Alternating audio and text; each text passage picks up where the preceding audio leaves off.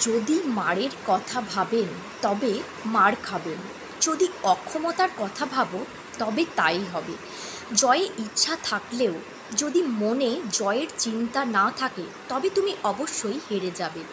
যদি হারের কথা ভাবো তবে হার মিষ্টি, কারণ পৃথিবীতে এটাই চলে আসছে। জয়ের জন্য ইচ্ছা শক্তির প্রয়োজন। সব কিছুই আমাদের মানসিকতার ওপরেই নির্ভরশীল। যদি পিছিয়ে যাওয়ার আশঙ্কা থাকে তবে পিছিয়ে যাবে, তাই সর্বদা এগিয়ে যাওয়ার কথা ভাবো। নিজের দৃঢ় বিশ্বাসের সাথে এগিয়ে চলো, তবেই তোমার প্রয়াস পুরস্কৃত হবে।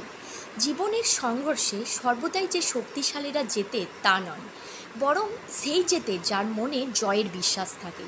মনে জয়ের জয়, আর মনে হারই হার। মনের সংকল্পই সমস্ত চেষ্টার সার।